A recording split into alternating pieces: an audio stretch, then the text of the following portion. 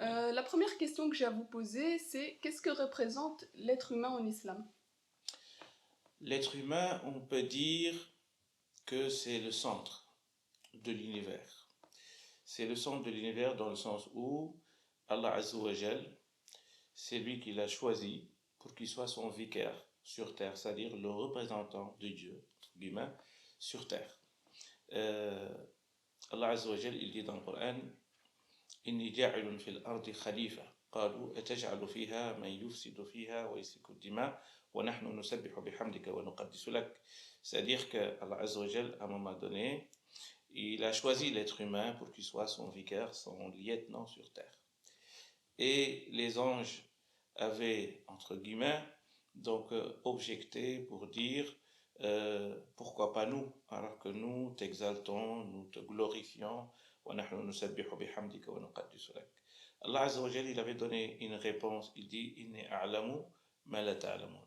Je sais ce que vous ne savez pas, et puis il a donné à cet être humain les outils donc de la connaissance, les outils qui vont lui permettre donc soit de gérer cette terre bien ou bien de ne pas de semer la corruption sur terre.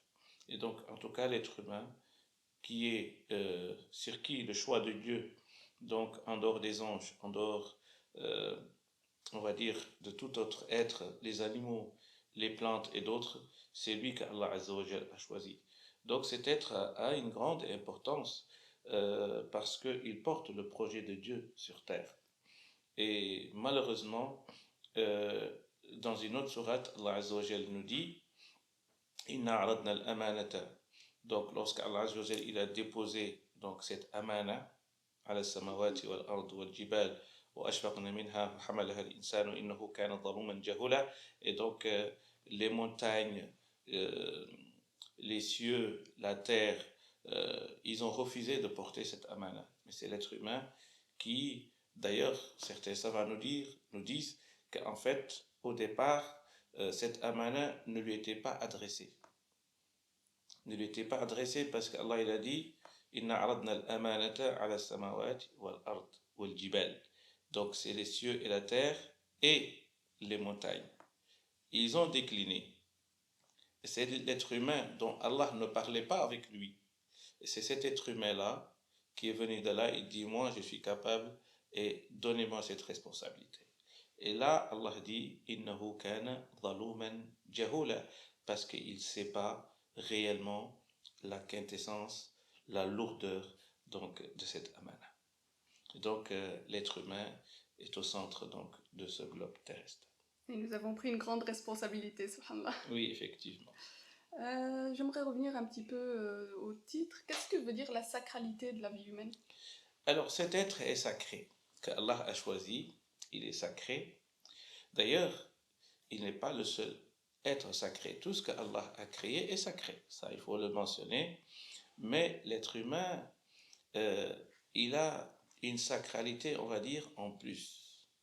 Parce que même la Kaaba que les musulmans du monde entier, qui fait partie également un des piliers de l'islam, qui est le Hajj, qui font ce voyage, ce long voyage, pour certains, pour venir faire des tours autour de cette maison, qui est la maison de Dieu sur terre, et que Dieu a détruit donc toute une armée, l'armée d'Abraha, donc qui venait donc du Yémen, et donc pour détruire la Kaaba. Alam tara kayfa fa'ala rabbuka bi ashab al-fil, les gens de l'éléphant. Cette Kaaba-là, qui est sacrée, et que le prophète sallallahu alayhi wa sallam, et un jour, et d'après Abdullah ibn Omar, radiallahu anhuma, il nous dit, le prophète sallallahu alayhi wa sallam, il marchait vers la Kaaba, et puis il arrive, il regarde la Kaaba, et puis il regarde aussi la pierre noire, et il dit, Ma atyabaki. Ya Kaaba, ma atyabaki. Ma atyaba rihaki. Ma a'zamaki. Ma a'zama hurmataki. Qui veut dire, ô toi Kaaba, Ya Kaaba, ma atyabaki. Tu es pur. Ma a'zamaki. Tu es grandiose.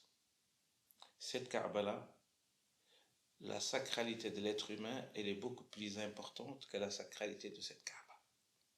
Pour vous dire que la place que Allah Azza wa Jal met l'être humain. Parce que, comme on a dit, les gens qui sont venus pour détruire la Kaaba, Dieu a envoyé une armée d'oiseaux pour les détruire. Ce qui veut dire que cette Kaaba a une place aux yeux d'Allah Azza wa Jal, exalté soit-il.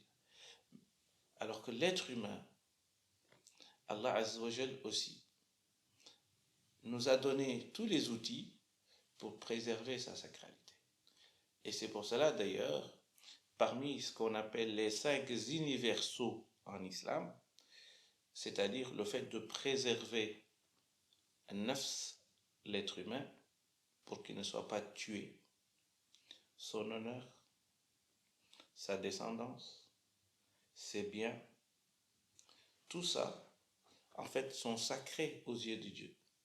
Et c'est pour ça que la charia considère que ces 5 éléments, en fait, la charia doit tourner autour de ça pour les préserver. Et c'est pour cela qu'on n'a pas le droit, donc, de tuer sans raison. On n'a pas le droit de déshonorer quelqu'un sans raison. On n'a pas le droit non plus de prendre les biens de quelqu'un sans raison. On n'a pas le droit de fructifier, on va dire, la progéniture de l'être humain, ou bien sa descendance ou son honneur sur terre sans raison. Et donc, c'est fondamental de saisir ces choses-là, telles que décrites par Allah Azza wa Jalla dans le Coran. Il y a 2 questions qui me viennent, donc qui sont liées toutes les deux. C'est qu'en est-il de la sacralité aujourd'hui dans le monde? Et beaucoup disent, enfin certains disent, que les pays non musulmans seraient plus respectueux de la vie humaine que des pays musulmans aujourd'hui. Des Oui, pays parce qui que se disent musulmans. ce qu'on a peut-être oublié de dire, c'est de mentionner le verset qui dit من قتل نفسا فكأنما قتل الناس جميعا ومن أحياها فكأنما أحيا الناس جميعا. Donc le verset qui dit celui qui tue une personne, c'est comme s'il a tué toute l'humanité. C'est génocide de l'humanité en fait. Et le fait d'éradiquer tout le monde parce qu'on a tué une seule personne. Et là, il dit celui qui donne vie à une personne, c'est comme s'il a donné vie au monde entier, à toute la création d'Allah Azza wa Jalla. Et donc, c'est important. Et c'est pour cela que, ici, quand on regarde en Occident, par rapport à nos pays, et donc on voit que les 5 universaux, l'honneur de l'être humain, déjà, dans nos pays, tu peux, si tu insultes pas une autorité, mais les personnes, les honneurs des personnes, la préservation des biens des gens comme il faut, le fait de ne pas bafouer donc la sacralité de l'être humain, on le tue, on l'emprisonne sans raison, le manque de respect de l'être humain, les droits de l'homme qui ne sont pas respectés dans beaucoup de pays musulmans. Et donc tout cela montre que l'Occident a mieux compris l'islam que nous, les musulmans, sur nous, que le Coran est descendu, on va dire, sur les musulmans qui portent ce Coran aujourd'hui. Mais malheureusement, d'autres nations, d'autres peuples qui ne sont pas musulmans, parfois appliquent mieux l'islam que nous, qui prétendons être des musulmans et dire que nous sommes également les califes de Dieu sur terre. Et donc c'est important de faire ce diagnostic. Pourquoi? Parce que c'est pas parce qu'on est musulman qu'on est la meilleure communauté. Parce que Allah Azza wa Jal, lorsqu'il dit dans le Coran kuntum khayra ummatin ukhrijat linnas ta'muruna bil ma'ruf wa tanhawna 'anil munkar wa tu'minuna billah. Donc Allah nous dit vous serez, ce n'est pas vous êtes la meilleure communauté. Vous serez la meilleure communauté tant que vous ordonnez le bien et que vous interdisez le mal. Donc il y a une condition de cette élection pour qu'on soit la meilleure des communautés. Et donc c'est important en Occident même si dans l'apparence, parfois il y a certaines choses qui se passent, mais on voit que de manière générale, le respect de l'être humain, euh, on va dire, c'est là où on le ressent plus qu'ailleurs. Euh, Chaque personne, même si tu n'as pas un avocat, tu as le droit d'avoir un avocat pour te défendre. Euh, euh, En fait, tu te sens en sécurité lorsque tu es dans ces pays-là plus que lorsque tu te retrouves dans un pays musulman. Shukran. Il y a une question que je me posais aussi. Quand on voit par exemple des musulmans euh, faire certains massacres, certaines tueries, mais qui se disent musulmans et qui disent faire ça pour Allah subhanahu wa ta'ala, quel est leur rapport à la sacralité et comment ils peuvent justifier leur massacre?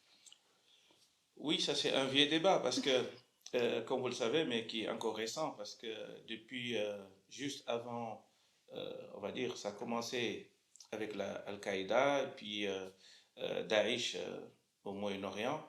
Et donc il y a eu un débat qui s'est installé depuis concernant donc cette théologie, une théologie qui est développée parce qu'au départ, on disait que les terroristes, on va dire islamistes, entre guillemets, et donc, en fait, ils n'avaient pas d'argument.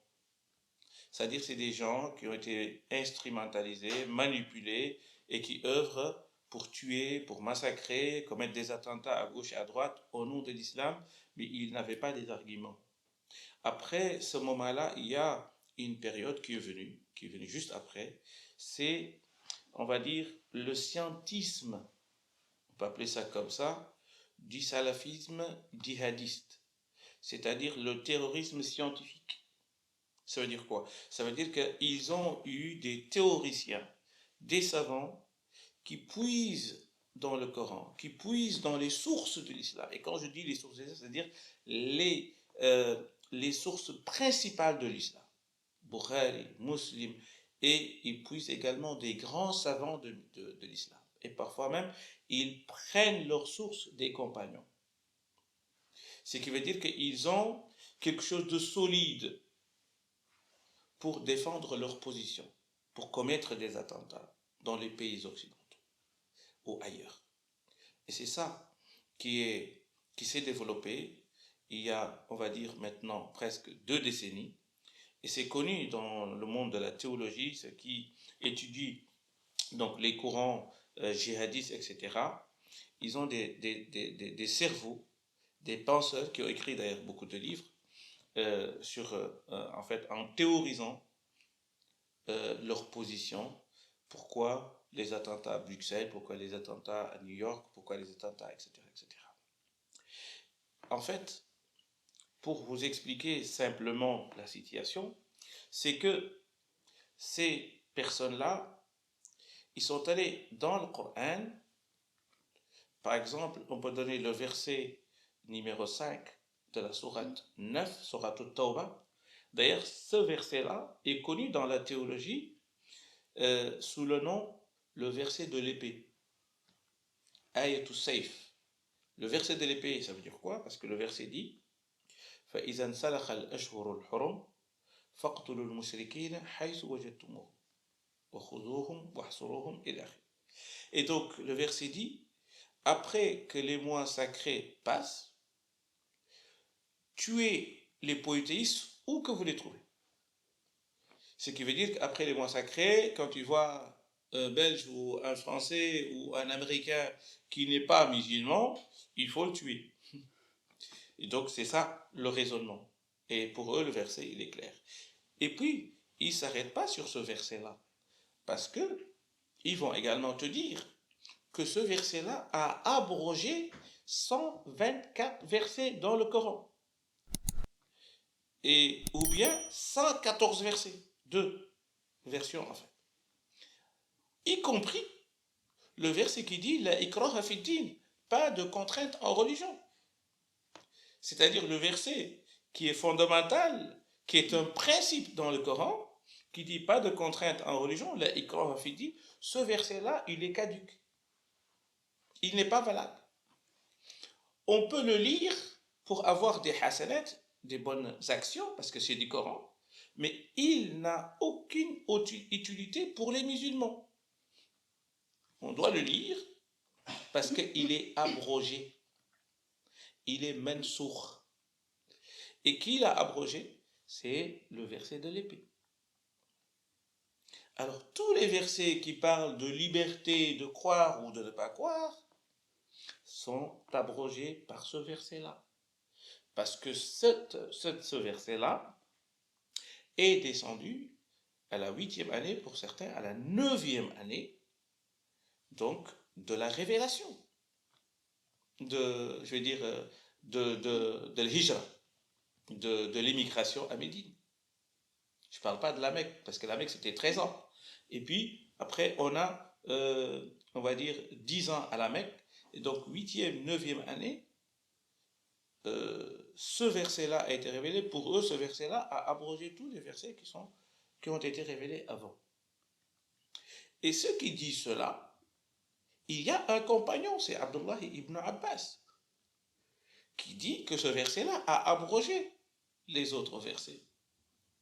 Il y a Mujahid, il y a At-Tusi, des grands savants, donc qui appuient cet argument. Ce qui veut dire que ceux qui sont instrumentalisés, ils ont été instrumentalisés avec des arguments, même si les arguments, on peut on va dire, balayer, parce que il n'est pas concevable qu'un seul verset va abroger 114 ou 124 versets dans le Coran, et ces versets-là constituent des principes fondamentaux dans le Coran.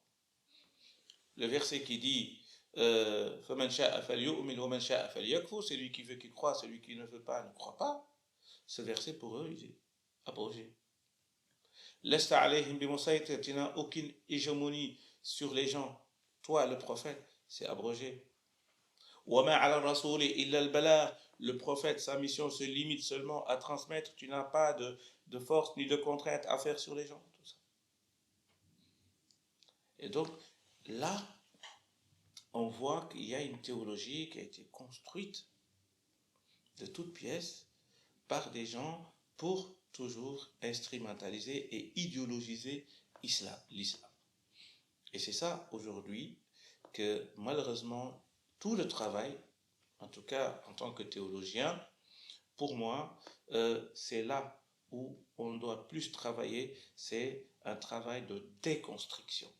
Déconstruire donc ce qui se trouve dans notre patrimoine et qui n'est pas compatible avec l'esprit même du Coran, qui n'est pas compatible non plus avec le comportement et la conduite du prophète durant ces 23 années, qui sont les 23 années où la révélation donc est descendue sur le prophète Mohammed sallallahu alayhi wa sallam. Et donc c'est important de comprendre ces enjeux et de comprendre pourquoi certains vont se tuer, vont se donner la mort au nom de l'islam, parce que tout simplement ils ont été instrumentalisés. Peut-être au départ le djihadisme, on va dire violent, n'était pas argumenté, n'avait pas d'épreuves, mais maintenant ils ont construit toute une élite intellectuelle pour soutenir et pour appuyer en fait leur position.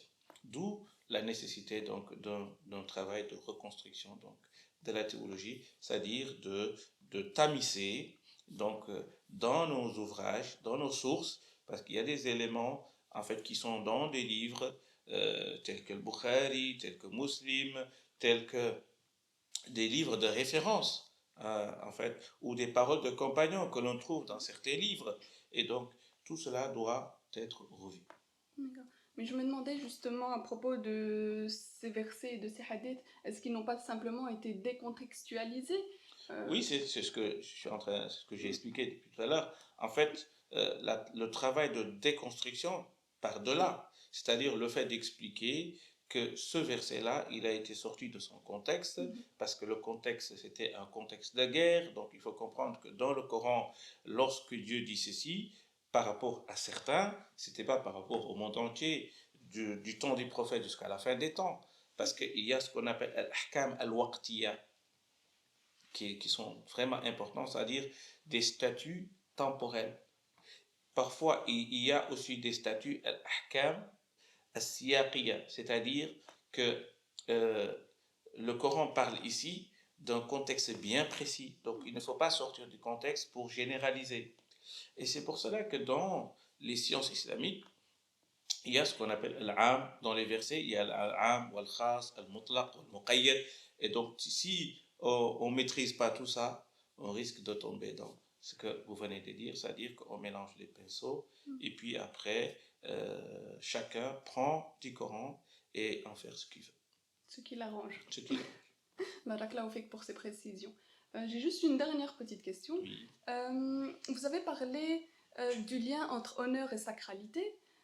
Du coup, l'honneur est important dans la sacralité de l'homme, mais du coup, il peut être aussi bafoué. Par exemple, une personne qu'on ignore ou qu'on va rabaisser, on touche à la sacralité de cette personne. Donc, un exemple qui me venait, c'est une personne SDF qu'on va ignorer ou qu'on va rabaisser, dont on va se moquer. On est en train de toucher à la sacralité de cette personne. Effectivement, parce que quand on parle de la sacralité, ça ne s'arrête pas sur le fait de tuer, mais le fait même de parler sur le dos de quelqu'un un mal, ça en fait, ça rentre de la sacralité de l'être humain, parce que ça fait partie des 5 universaux dont je vous ai parlé maintenant. C'est al-ird, l'honneur de la personne. Donc l'être humain a une dignité, karam, walaqad karamna bani Adam. Allah nous dit, nous avons honoré l'être humain. وحملناهم في البر والبحر ورزقناهم من الطيبات وفضلناهم على كثير ممن خلقنا تفضيلا. Et donc Allah nous dit, parmi beaucoup de créatures, Dieu a mis l'être humain au-dessus, par sa dignité, par son honneur. Et c'est pour cela que rabaisser quelqu'un parce que tout simplement c'est un SDF sans domicile fixe, ou bien c'est quelqu'un qui pour vous ne représente rien.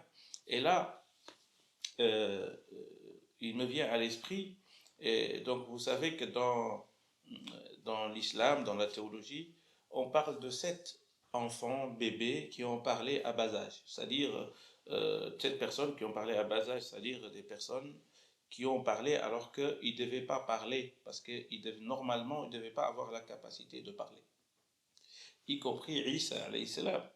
Isa, il a parlé le jour de sa naissance. D'accord? On parle également d'une personne, en fait, une maman qui était avec son bébé, qui allaitait, et puis sa maman passe, et elle marchait, donc elle voit une situation, c'est-à-dire un cavalier, un gentleman qui passe devant elle, et là, la maman, elle dit, oh, j'aurais bien aimé que mon enfant soit comme ce monsieur. Ah oui, parce que il est beau, c'est un gentleman, il marche comme un vrai guerrier, un faris, comme on dit en arabe.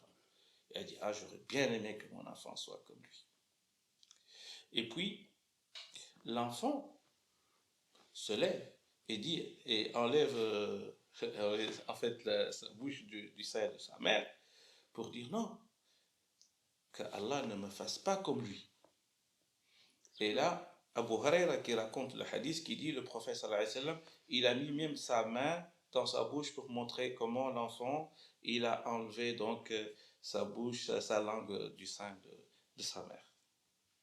Et puis la situation continue, la maman elle continue, et puis après elle voit une femme esclave battue, déshonorée, parce que tout simplement on l'accuse qu'elle avait volé et qu'elle avait commis la fornication. Et que la dame, la maman dit, ah, que mon enfant ne soit pas comme elle. Et là, l'enfant lui dit, ah, moi j'aurais bien aimé être comme elle. Et donc là, on lui fait savoir qu'en fait, le premier, qui est le cavalier, c'était un pervers. C'est pas quelqu'un de bien. Mais dans l'apparence, c'est quelqu'un que tout le monde, en fait, veut ou espère être comme lui. Par contre, la deuxième personne, qui est l'esclave, humiliée, torturée, etc., en fait, on l'avait accusée à tort. Elle n'avait ni volé, ni forniquer, et donc elle subit un châtiment malgré elle.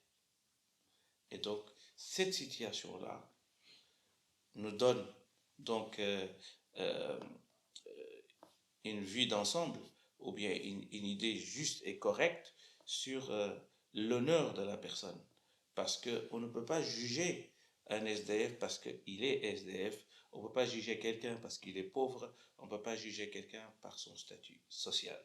Et donc tous les êtres humains sont égaux devant Allah Azza wa Jal. Le meilleur d'entre nous, c'est celui qui a plus de taqwa, celui qui a plus de crainte d'Allah Azza wa Jal. Inna akramakum indallahi atqakum. Et c'est pour cela que le prophète sallallahu alayhi wa sallam, lui-même, il était l'exemple. Il s'asseyait avec les compagnons pauvres, on va dire, qui habitaient derrière la mosquée à Médine. On les appelait Ahl-Sufa.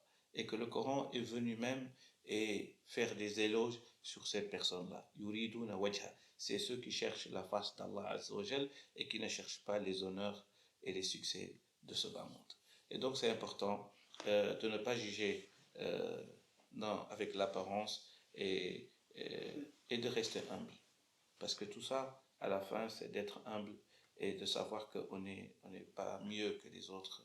Peut-être même les autres sont mieux que nous.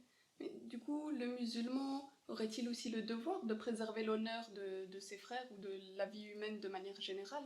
Oui, et c'est pour cela que j'aime bien la parole d'un des salafs, des pieux prédécesseurs, lorsqu'il disait quand les gens font de la médisance sur les autres, moi j'aurais bien aimé, si je dois le faire, ou si je dois la faire, je la fais donc à l'endroit de mes parents.